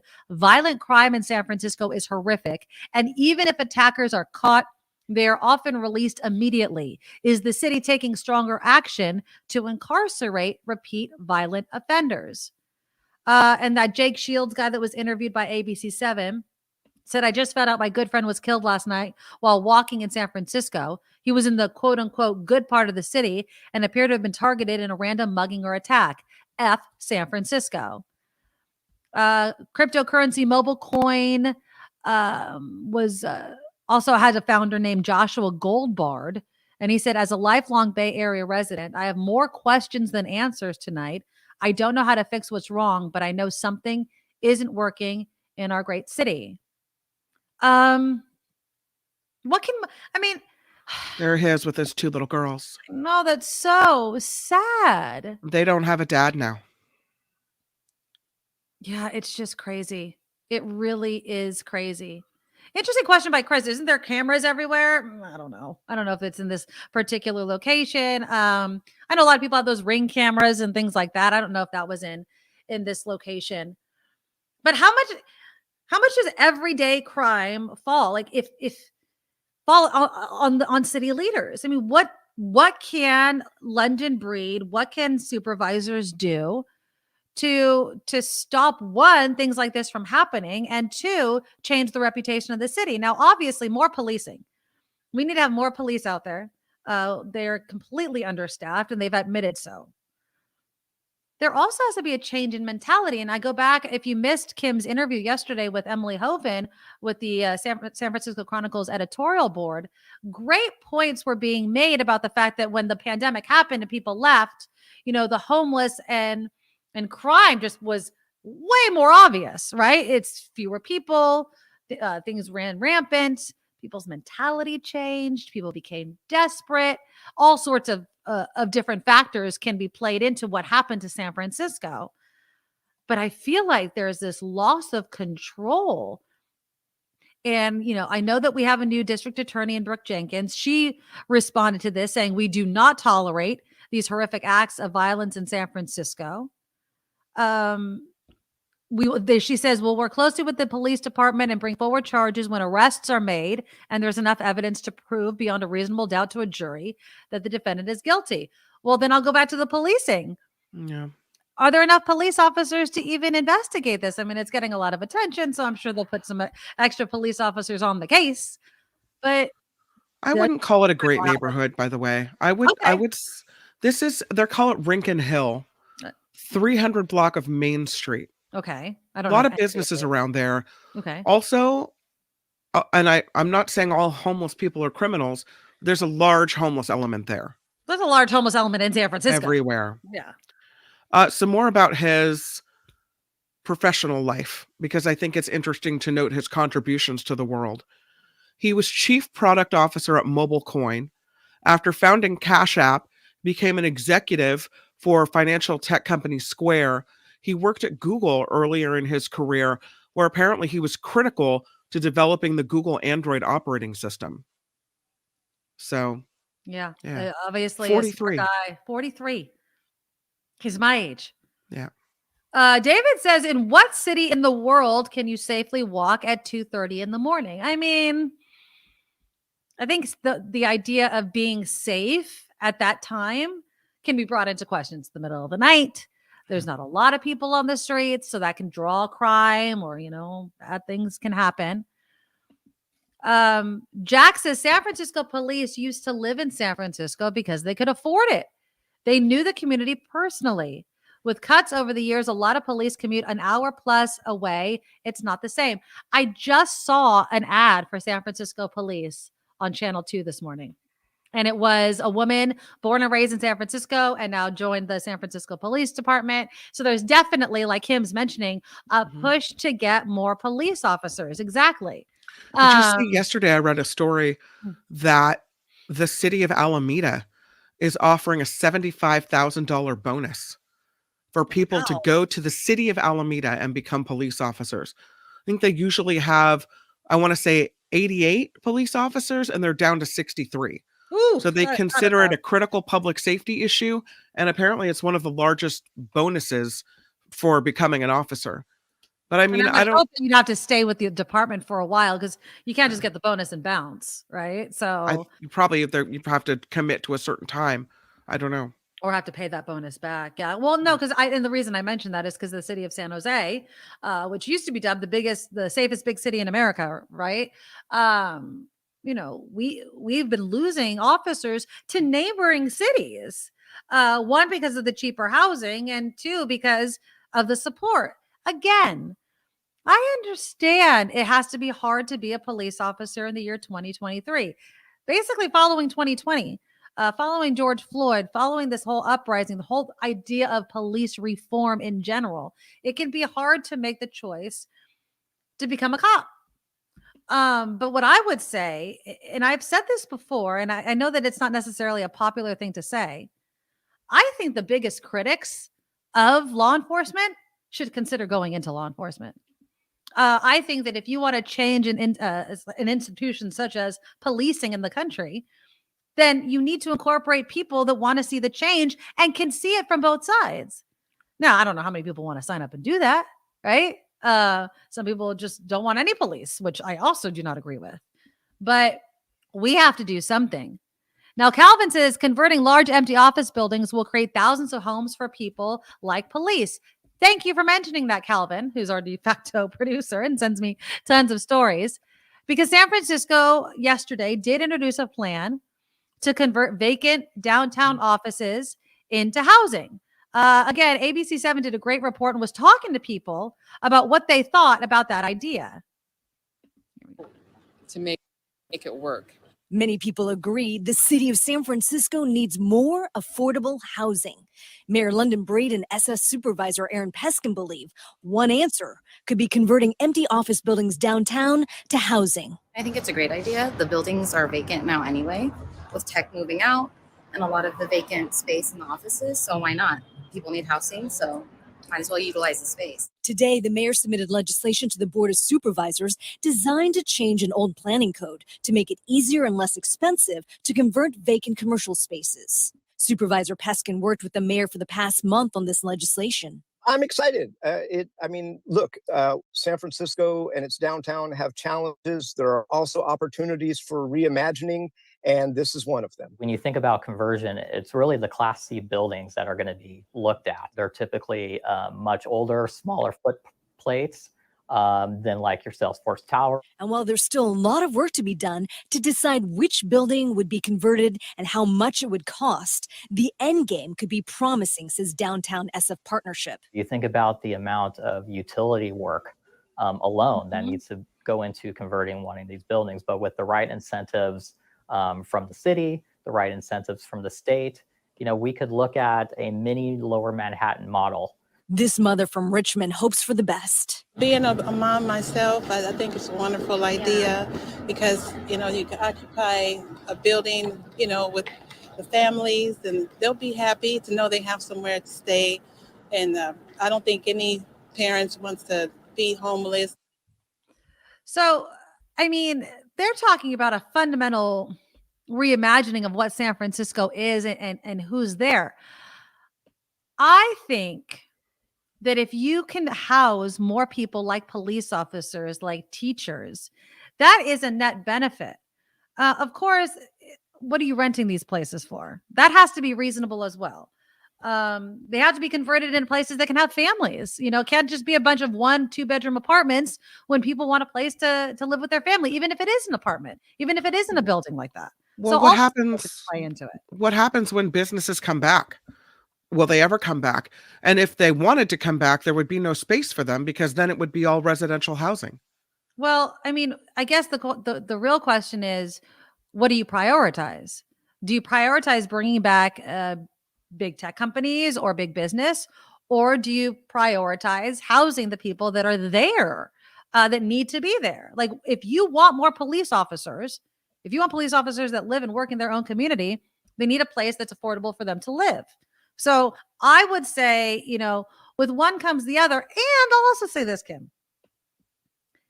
Businesses need to look beyond San Francisco, or we're just going to have a replay of the problem that tech brought. Even though it brought big dollars and all sorts of things, it also brought big problems, right? Big companies drawing a lot of workers who make big salaries and squeezing out the rest of it. We needed a diverse network of businesses and residential in the city of San Francisco. And I don't want to see it played out like Big Tech Part 3, if you want to count the 90s, right? I mean, we need to entice other types of businesses into San Francisco, affordable housing. And then if there's no room in San Francisco for big tech, go to other places that have, one, the room, and two, the housing to deal with it. The Central California, other parts of the state can be developed, can use that influx of money. It doesn't have to stay in San Francisco. It just doesn't. So Jack says liability issues is why not. Those that go into housing and commercial spaces can sue the city if basic utilities are not provided. Knowing San Francisco, many attorneys will jump at the opportunity. It's easy money. Yeah, you would definitely, like that person that was being interviewed by ABC7 was saying, the utility work, all those sorts of things to convert the buildings. I'll also say this, the red tape, the permits, all that stuff, it's not going to happen tomorrow. But I do think that we need to start prioritizing people over businesses. Unless these businesses want to provide the housing in their buildings, right? I'm going to bring all these jobs into the city of San Francisco, and I'm going to bring housing along with it. But then if you think it's bad enough that your health insurance is tied to your job, can you only imagine if your housing was tied to your job as well? All right. I'm loving all the people that are still commenting about Dogma being on YouTube. If it's true, people, I will respond to that tomorrow. Okay. So coming up, after Kim, I wanted to get into this. I have a couple minutes. Speaking about blue states versus red states, because somebody was saying that they'll just move to Texas. Yeah. Donald was saying that, versus San Francisco. Gavin Newsom is being fact checked. So, he's been making the rounds about everything. So Newsom made a video that had a bunch of statements in it. The Campaign for Democracy launch. Remember, we talked about that. Right. Here's one of the claims. Blue states have lower murder rates. Is that true, Kim McAllister? Do blue states have lower murder rates? Do you think blue states likely have more gun restrictions, more gun laws? I would say if you look at per capita, it's likely true. Ding, ding, ding. Most people are murdered per capita in red states than in blue states. That's right. According to the CDC, blue states have less than half the average murder rate. In 2020, there were 6 murders per 100,000 residents in blue states. In red parts, 14 per 100,000. The top 7 states with the highest murder rates are all red: Mississippi, Louisiana, Alabama, Missouri, Arkansas, South Carolina, and Tennessee. Now, rounding out the top 10 are 3 blue states: Maryland, Illinois, and New Mexico. Although Illinois rounds out the top 10, but Chicago is like always named by the GOP as like the most dangerous state, blah, blah, blah. I know that that's normally having to do with guns, but the highest murder rate, red states are at the top of the list. And 8 of the 10 states with the lowest murder rates are blue. Now, there are some. Now, let's see. California is on par with the average murder rate at 6.1 homicides per 100,000. Idaho and Utah, red states, have 2 of the 6 lowest murder rates. They're both 3 per 100,000. And Mississippi's, which is the highest, is 20. Blue states, here's another claim by Gavin Newsom. Blue states have better health outcomes. I don't have to tell most people that's mostly true. Let's see. People who live in blue states have been found on average to be twice as healthy as those in red states. I'm also wondering about like the diet, of certain states. I'm not saying I have the best diet, but I feel like it's prioritized in places like California versus sometimes, I'm making broad brushes here, red states, a lot of fried food, cheese, those sorts of things. 10 of the unhealthiest states are West Virginia, Mississippi, Kentucky, Alabama, Arkansas, Tennessee, Louisiana, Oklahoma, South Carolina, and Ohio. More people die of cancer in red states. And of course, the 10 healthiest states, all blue. 9 were blue, actually. Hawaii, Minnesota, California, Massachusetts, Colorado, Washington, Connecticut, New York, and New Jersey, with Utah being the red outlier. All states, by the way, where in some cases weather is better, but you see more people getting outside exercising. In Colorado, a lot of people hike and ski. Right, because it's gorgeous. In Hawaii, people are, swimming and they're windsurfing and they're surfing. And so, you it's that exercise, that moving around thing Exactly. that I need to do better at. Well, I mean, it's also cold, Kim. I keep telling myself that every time I talk myself like, let's go exercise. I'm like, it's freezing out there. I'm getting back into bed. But yeah, so obviously Newsom is going to promote all of the things that California has that red states don't. He is definitely bringing himself into the national discussion, although I do maintain, and John Rothman and others have said, I do not think he's going to run in 2024. The only way he would, of course, is if Kamala Harris was not going to run. And I definitely think that woman is going to run. Yeah. Okay. So after Kim's news, let's switch gears, have a little fun with the idea of a work spouse. Have any of you, let me know in the comments during Kim's news, have you ever had a work spouse? Has your literal spouse had a work spouse? And how did you feel about that whole idea? Because there is a generation. There's like, that is some BS. There should not be work spouses. They find it, I don't know, insulting or what have you. And does it mean that we're gay if you're my work spouse? No. I mean, I don't know if you would call it. Well, that's really very heteronormative of me to say, right? Right. I always imagine it being the man woman, but it doesn't have to be. Right. I think that work bestie, is that a better term for it than work spouse? Yeah, I like that. You like that? Okay. You guys let me know. And if your spouse had a work spouse or a work bestie that was in the same sexual dynamic that you currently are in with your spouse, how about that? Okay. So if it's a gay couple, let's say it's a man and a man as husbands. If your husband had a work spouse that was also a man, would you like that? Or would when you you not say like that? work spouse, there's nothing sexual going on, right? No. It's just you spend a lot of time together at work. That's how I define it. Yeah. Okay. But I think that there's a part of the population that does not like that whole idea. All right. Before we get to that, please click the thumbs up button. It lets us know that you care. It also lets YouTube know, which is very important to promote our show. So click that thumbs up. We'll talk work spouses next on the Nikki Medoro Show. Now, from around the world to up your street, the Nikki Medoro Show presents News Czar Kim McAllister. And this report is sponsored by you, or could be.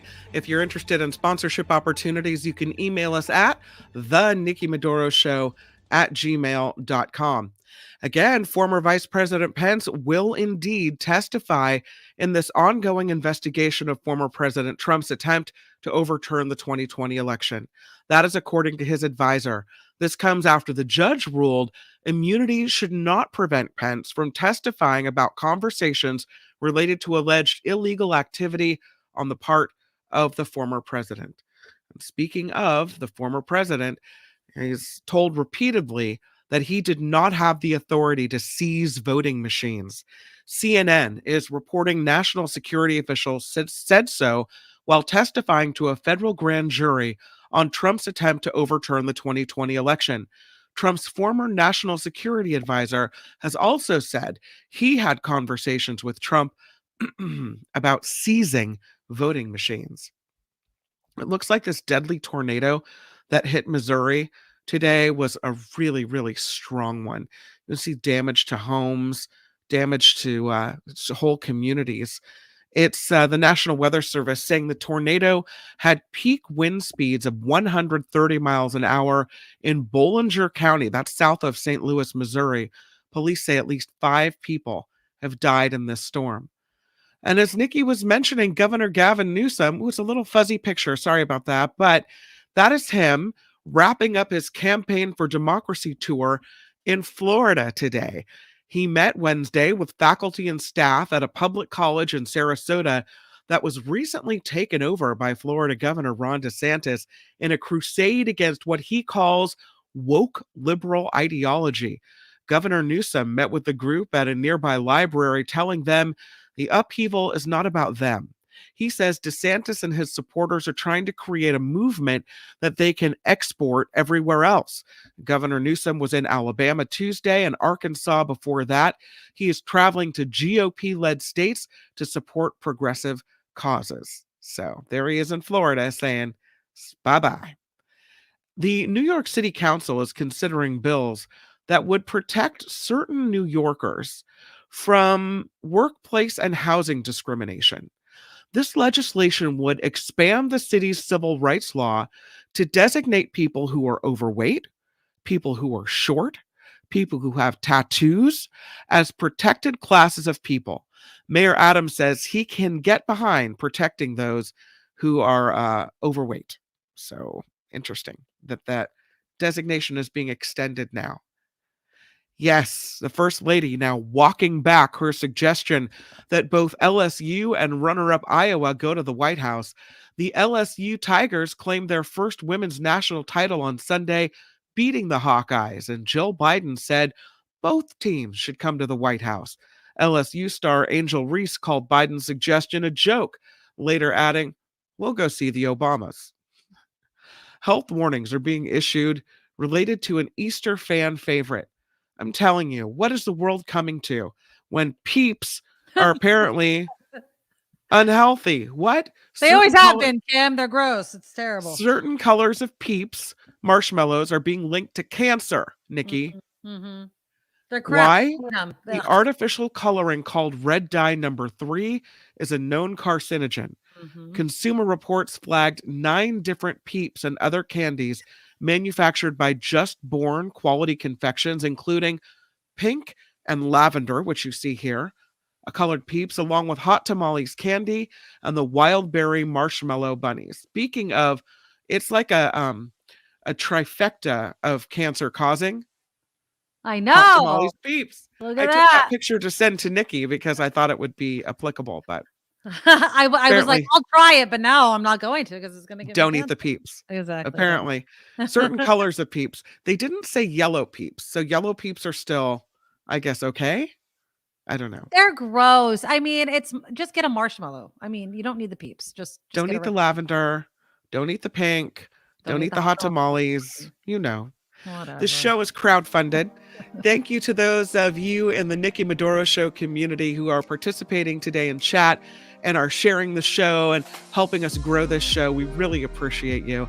If you'd like to financially support the show, you can find more about PayPal and Patreon links at thenikkimedoroshow.com. And of course, the YouTube chat, the super chat here on YouTube is open and ready for business. I'm Kim McAllister, and this is the Nikki Medoro Show. Thank you. Thank you. All right. Your voice went away. Oh, there you are back. Am I back? Yeah. There we go. Yeah, something weird was happening with my music too. I don't know. I think StreamYard's just their panties are in a bunch or something like that. Okay, so I wanted to get to this one story though before we moved on to the work spouses, because remember I told you what's the worst state to drive in? What state do you think is the worst state to drive in out of all the states? Anybody? The worst state to drive in. Would it be a snowy state? Or are you talking traffic-y? They say the worst state to commute in. California. No. Really? It is not. California. Hold on. Where did California rank? I think ranked 6th. Really? Yeah. Okay, New York then. New York. No. No, California was 8th, actually. California is 8th on this list. We're 8th. Yeah. God, I This is didn't for think the anyone had commute. worse traffic Worse than us. commute. Right.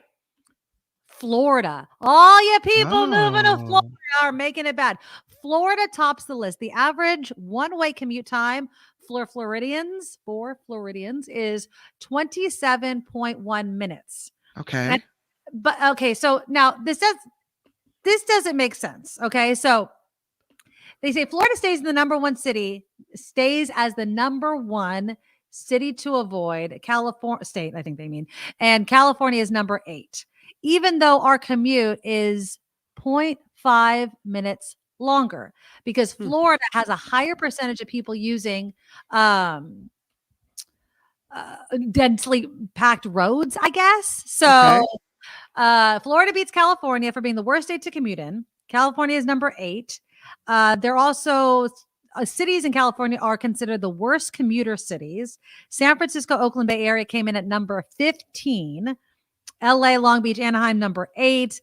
Riverside, San Bernardino, Ontario, number 2. But Orlando, Kissimmee, and Sanford in Florida is the top city to avoid if you're a commuter. So that's the worst city, not necessarily the whole state in general. That's where I got it wrong. So they have the worst city to commute in that area. So another reason to avoid Big Florida. winner, Florida. Woo. All right. Well done. Okay. There you go. All right. So a work spouse. Kim McAllister, would you consider anyone that you have? I mean, obviously we work together, work besties over here, but have you ever used the term kind of like work spouse, someone you confide in? It's a platonic relationship, but someone where you have kind of a different relationship with that person than other people you work with. I kind of felt that way about Peter Finch. Okay. Perfect. Because you worked together, you anchored together, those sorts of things. Yeah. So my good friend, and I'm good friends with him outside of the workplace too, Brett Burkhart, who's over at KCBS, very close friend. I would never call him my work spouse. I feel like other people call that relationship a work spouse, not necessarily the people that are in it. Does that make sense? Like, oh, those people always are talking, or they're really good friends. I would call you and Brett work spouses. Okay. Why? Okay. So for instance, why would you say work spouse versus like just kind of besties inside work or outside of work? Because in the newsroom, you were always together, huddled off into a corner talking. Well, our desks were in that corner, but yes. Well, yeah, but it was always like you were always chit-chatting. Yes, you were always together. Yes. Yeah. Because obviously our desks were next to each other, and then we anchored for whatever. 3 to 5 hours, of course. I'm not saying it's a bad thing. I'm just saying that's why I would. Yeah, exactly. I wouldn't consider it a bad thing either. I think that, when people, especially in our business where you're stuck literally in a room together for hours on end, all you do is talk, right? You talk about this, that, or the other. Now, let me ask you this. If it was you and me, and we were paired up in the same desks and then anchored all day together, would you ever consider us spouses, even though that's kind of probably not? I would, like you said, besties, or like people would probably say, oh, they're tight, they have each other's backs, they're don't ever say anything bad to Nikki about Kim or bad to Kim about Nikki, right? Because it's gonna get back to it's not going to go well, right? Yeah. Carrie writes in, my ex left me for his work bestie. Oh. And she was married too. So they both left their families, mine after 27 years. Oh my God, I'm so sorry. That's awful. Good question from Wes though, Carrie. Did they refer to each other as work spouses? See, I've never used that phrase. Bestie, really good friend, those sorts of things. Not that I necessarily had a problem with it, because obviously, whether it's Brett or you or anyone else, platonic, obviously I'm married, committed to my marriage and all those sorts of things. But there is one generation that doesn't even like the whole idea of it, even if it is platonic. And that's millennials. So the generation born between 1981 and 1996 apparently disapprove of the typically platonic office relationship dubbed the work husband or work wife or work spouse. Of those surveyed, only 21% said it's fine to have a work spouse. 45% called it inappropriate. inappropriate, which is really, really interesting. Gen Zer. Oh, go I ahead. guess there's a line there Hmm. where, I mean, obviously you get along really well with a person. Your personalities mesh, right? Mhm. You share a lot of things in common. Every day you spend a lot of time together. You're working toward the same goals. You're a team. Right. There's a lot of similarities to those things in a marriage. And Yeah. so when you start calling someone your work spouse, your work husband, your work wife, it might be psychologically easier to cross another line if there's also an attraction Ooh, there. interesting. Yeah. Interesting.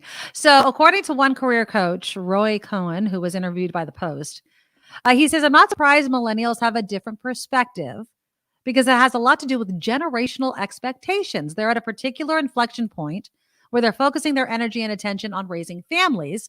They may already be in relationships, whereas Gen Z may not be. Now, Gen Z, when they were surveyed, seemed to be more on board with the idea of a work spouse, only 39% disapproving. 40% of baby boomers said they were against this type of relationship. So I guess maybe 60% were okay. And just the most typical type of survey there ever was. Gen X, our generation, Kim, not even surveyed because nobody seems to give two craps. Nobody cares what we think. About Gen X. I mean, it is It's literally, fine.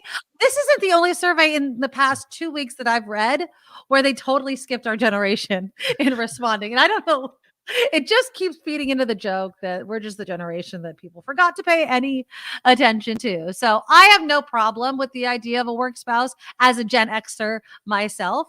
Natalie says it's perfectly okay to have a healthy work relationship, but to call it a spouse is inappropriate. And I agree with that a little bit. Yeah. I understand the term, and if somebody else said it about me, so for instance, with Brett, someone's like, "Oh, he's your work spouse," I probably would have just laughed along with it and not said Sure. anything. But I would not use that term. Does that make Right. sense? Oh, yeah. Well, it's I wouldn't be like, disrespectful to your this isn't my work husband, the spouse. single husband that you have, right? Yeah. Exactly. There's only Exactly. one, and he lives at your house. Yeah. Lori says, I'm really starting to feel that millennials are the whiner generation. You know what the problem is? And it's not a problem. Millennials are growing up. And so now they're kind of in this phase. Remember, the millennial was the Yeah. de facto young kid. Now they're not young anymore. They're old. They're hitting middle age, right? So, or they're at least getting closer to it. Now, I mean, my kids. So Are you saying fresh-faced Albert isn't so fresh-faced anymore? no, fresh-faced producer Albert is not fresh-faced anymore. Sorry, buddy. You can try to. And the thing is, I think it's hard for millennials to realize that. I've said that before. When millennials were kind of this, oh, what are the millennials doing? I'm like, the millennials are going to realize real friggin' quickly that time passes like that. And all of a sudden, you thought that you were the cool club. And now Gen Z and Gen Alpha, right? Because that's my son and daughter. Oh, They're okay. looking at you like, They're alphas? no. Is that what they're called now? So our sons, Kim, would be considered Gen Alpha. Our What are our daughters daughters? would be What Gen are they? Z. Gen Z. Okay. Yeah. I asked my daughter this just the other day. So yeah, Gen Z and then boomers. We were having this whole generational talk, my mom, my daughter, and me. And it was really, really interesting because there are some things that you do. Because anytime I say something, my daughter looks, you get this probably. Oh, stop saying that. You can't say that. You're too old to say that. Or, and I'm like, It sounded like a book title. My mom, my daughter, and me. What I can and cannot say because my daughter says that I'm too big of a nerd to be able to say any of it. And it happens so quickly, doesn't it, Kim? Like all of a sudden you're the generation and then all of a sudden you are not. And I feel like that's what's happening to millennials. As far as, why they don't like the whole work spouses, it could also be a lack of trust. Millennials grew up in this generation of swiping left and swiping right on people. So Right. there might be this built-in insecurity that happens because you could be thinking some swiping's going on between 9 to 5 and you're not aware of it. And then you come home and you're hearing stories of work spouses. They may not like that very much. Well, and I think a lot of people that work closely together, we'll call them work spouses, tend to text each other a lot. Right? There could be that So too. even after hours, there's text flying through. There's personal jokes that happen during the day being made. It could make another real spouse or girlfriend or whatever feel left out, perhaps. I don't Right. know. Ron has a theory. We don't have landlines, which is how I hear they conduct polls. I never answer cell phone calls, so I'm never included in polls. They also do it online, but you do have a point there as far as Yeah. who's being questioned for things like this. Jack says, I don't blame millennials for living with parents. Even making $50 an hour, you still can't afford to live here while saving for retirement. What age are millennials? I'm seeing some young. Another saying as far back as 1977, so up to 46. So my generation, so my age particularly, I was born in 78. Sometimes instead of being called Gen X or millennials, you're called Zennials, which is the X millennials. It's that blending. Sometimes there's that. I consider myself Gen X because I firmly grew up without cell phones, social media, things like that. But at the same time, my generation, my age, did see kind of the cell phones becoming popular and things like that. So, but no, I consider myself Gen X. I always have. Heather says millennials started in 1981. Yeah, so 1980 is usually when they end Gen X. And so then those moving forward, whatever you identify with. I mean, I really don't care. I just find it so funny that in surveys, it seems really common to not even see Gen Xers quoted. It's like, hello, remember us? Yep, we're that generation that just keeps being forgotten. All right, I think we have time for some love news. Speaking of work spouses, I was watching Mark Thompson's show with you earlier, Kim, and I know he mentioned this, or maybe you did. Rupert Murdoch is reportedly not going to marry his new fiance, Anne Leslie Smith, who has Bay Area ties. Petaluma, baby, Petaluma.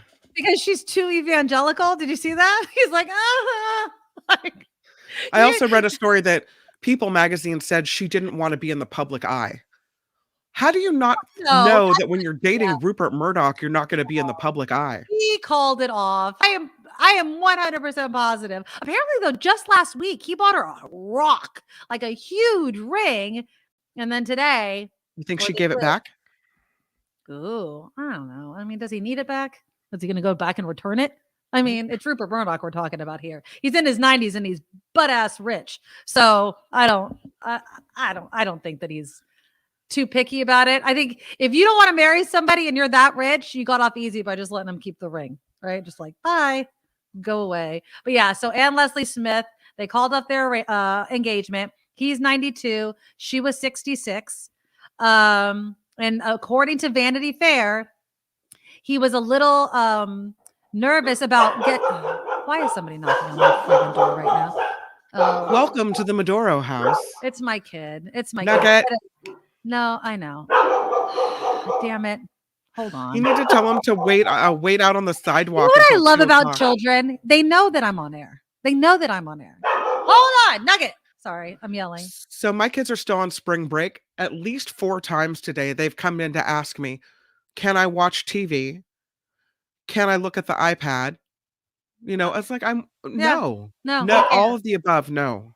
Well, okay, I'm just going to get through this really quickly as my dog barks in the background. I apologize. But yeah, apparently, according to Vanity Fair, Rupert Murdoch was kind of concerned about her evangelical ways, even though he had also said that he was in love with her. That's an interesting question. We might delve into that. Like, if you're not part of the same religion, is that a red flag? And how are you just learning about this, Rupert? Like, you were going to marry this woman. Right. You should have known. Yeah.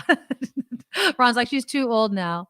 Oh, sorry. Everyone's dogs are barking up a storm. Sorry. That's Nugget for you. He made his self known. That was a really fast engagement. I mean, 2 weeks after they made it public, bam.